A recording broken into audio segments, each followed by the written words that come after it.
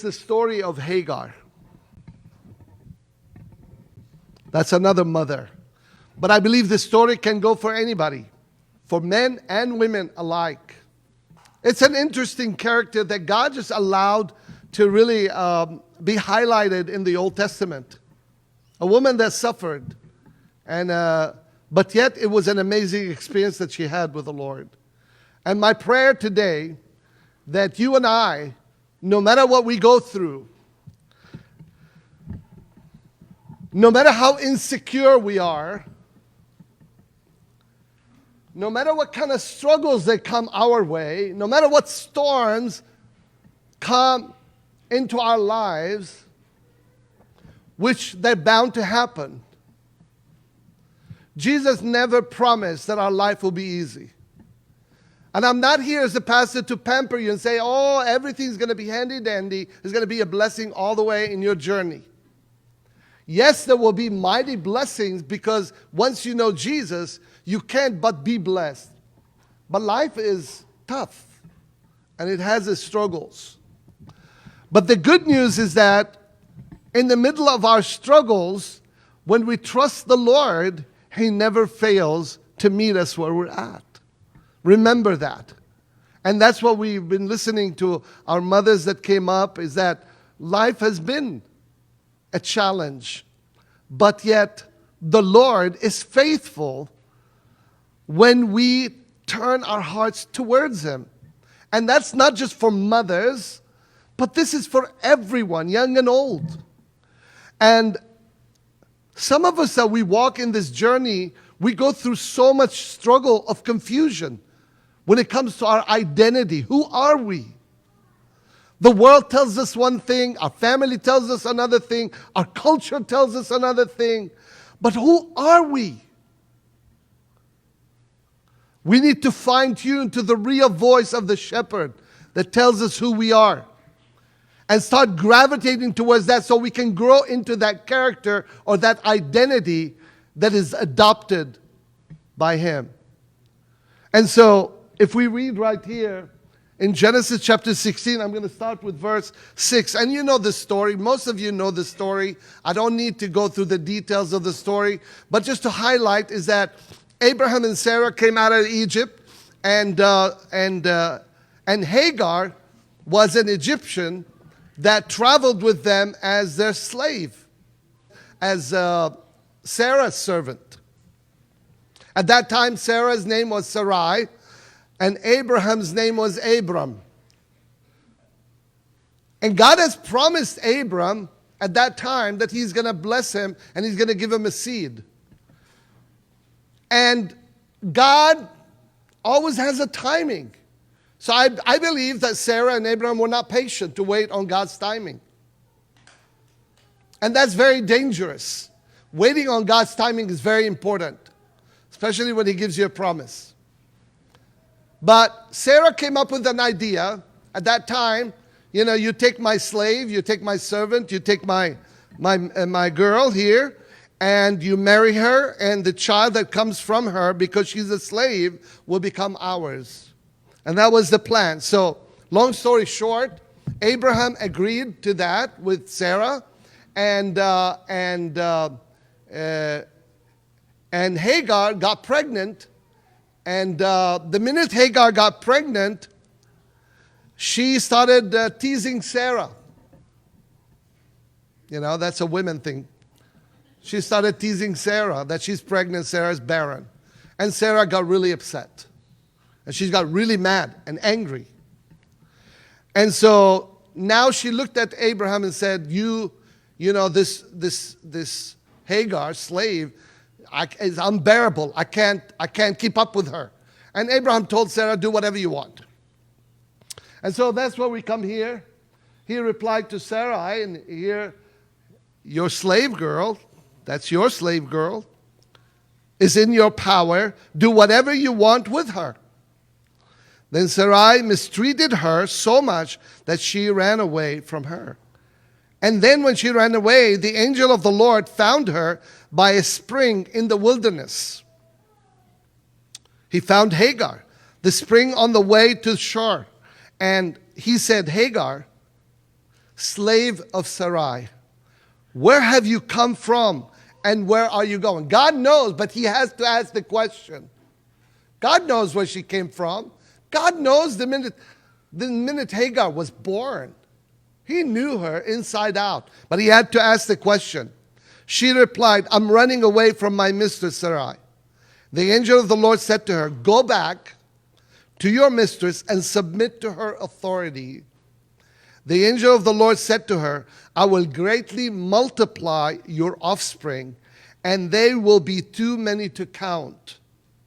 The angel of the Lord, that's the key point here. The angel of the Lord said to her, you have conceived and will have a son, and you will name him Ishmael. So God named Hagar's son Ishmael.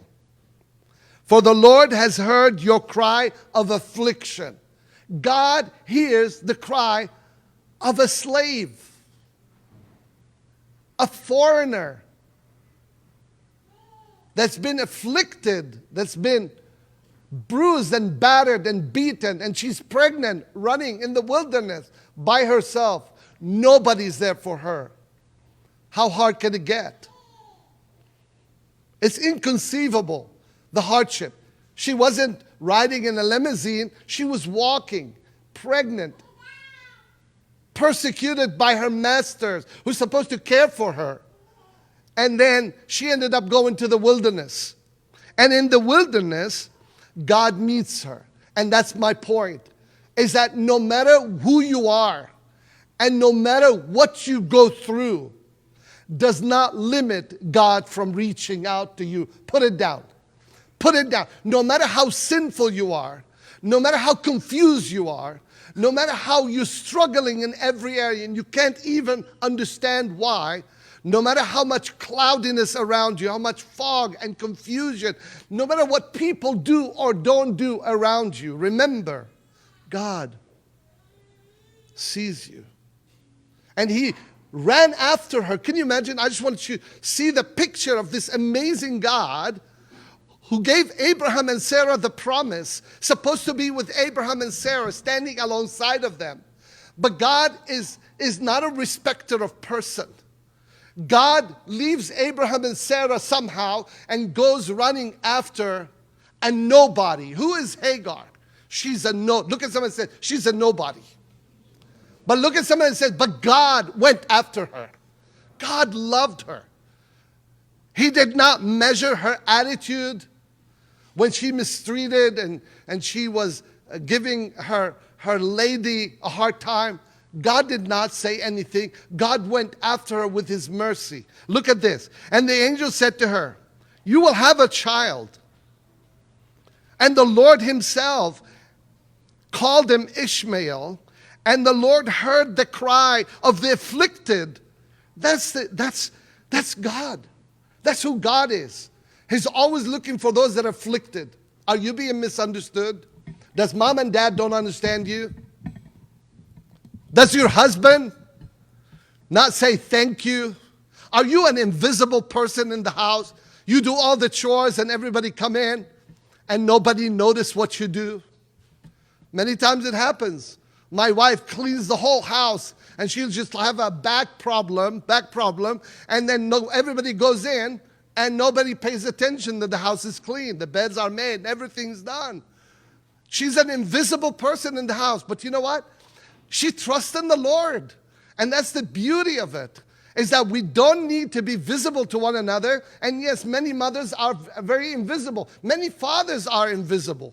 Matter of fact, I heard a story that one time Majid told, which made me laugh because I felt the same way. They have a little dog in the house, and he said, when I come into the house, everybody of our children sitting, nobody says hi, but the dog starts jumping on me and saying, and barking and welcoming me. The dog welcomes me and I'm invisible in this house. I felt the same way. I felt comforted because I did the same thing. I came into the house, the dog is the one who cheers me on, and everybody's busy in their own thing, in their own rooms. Though you could be invisible, but listen to this, you're not invisible to God. Amen? God sees you right now. His eyes are upon you. Whether you're a mother, whether you're a father, or whether you're a child, or whether a teenage, whether you are young and old, it doesn't matter. His eyes, if his eyes are on the sparrows, his eyes is on you. And if one sparrow does not die without his permission, God keeps alert over your life.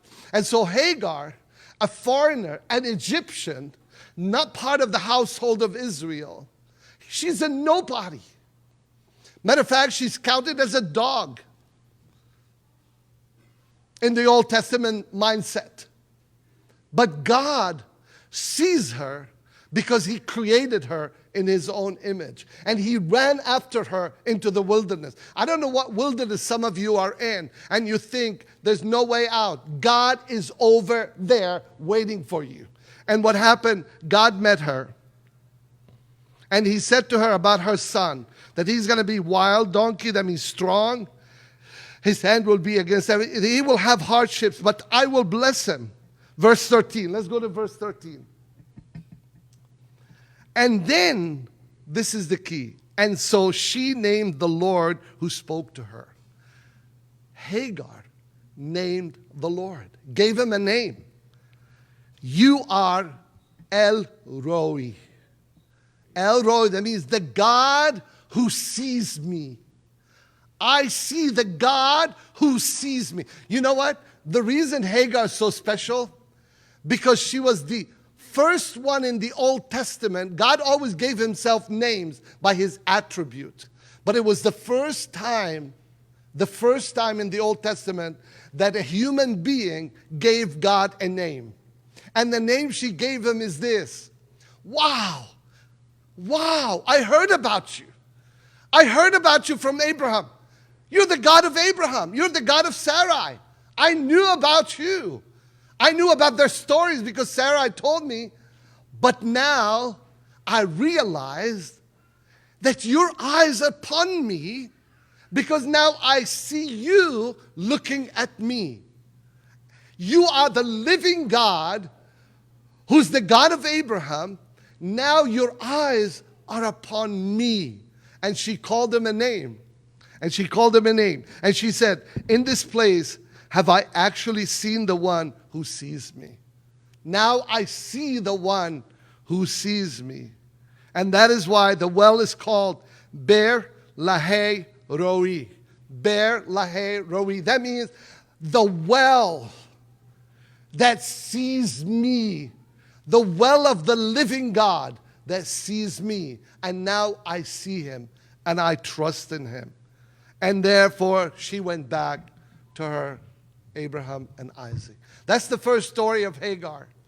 And I want to say, our afflictions, our trials, our tribulations, our hardships, when we run from them, God never runs away from us. He's always there chasing us. He's always there after us. And sometimes it's about your need, listen to this, it's about your need that it would reveal God's character. That means when you go through hardships, you come face to face with him, and now you realize God's character is dealing with the situation you are facing. So now I want to tell you, God is everything that you need. Whatever you need him, he is the great I am. And because it is through our need that we experience God in our deepest ways. And Hagar is an example for all of us to remember today that we're not alone. The one who is with us, he will take care of us. Amen. Let's just bow our heads and stand up and pray. Sama, could you come, please?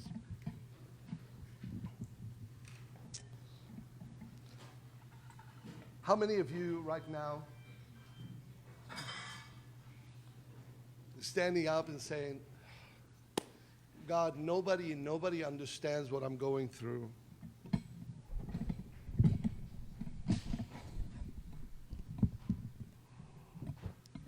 Nobody understands the struggles that I'm facing and the situation that surrounds me. And it looks like it's impossible.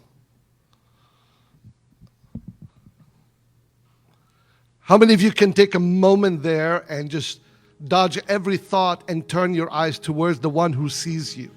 He's seeing you right now. That is my word to you. He sees you even though you don't see him yet. Job said these words, I heard about you. I heard about you, but now I see you. Sometimes we hear, but we haven't experienced.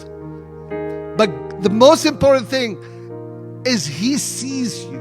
He is with you. He's right there where you're at. In the middle of all the things that are happening. You name it. Is there anything too hard for my God? The answer is no. Your situation, your struggle, your challenges, your pursuits are on his table. He sees you right now. And he will encounter you, but he wants you to see him. He wants to open your eyes to know that though I go through the valley of the shadow of death, I will fear no evil, because David said, for thou art with me. And I want you right now just to raise your hands with me. Say, God, open my eyes to see you in the middle of my situation. Lord, open my eyes to know that what's happening to me, you're going to turn it for your glory. Lord, open my eyes to know that the baby that I'm holding, or the project that I'm holding, or the people that I'm holding, or the situation that I'm holding within my womb, you're going to take care of that. You're going to take care of it, and you're going to make it grow and multiply for the glory of your name. Some of you have been hurting from other people. Some of you have experienced the hardships in your family for your children. I want you to turn your eyes off of your children. Turn your eyes off of your family. Turn your eyes off of yourself. And remember, he sees you. He sees you. He sees you where you're at. And my prayer that you will see him and you say these words. El Roi. I see you, El Roi. I see you. And I see the one who sees me right now. And I welcome you. And Hagar said, whatever you want me to do, I'll do. And he said, go back. And she did. And God gave her the grace.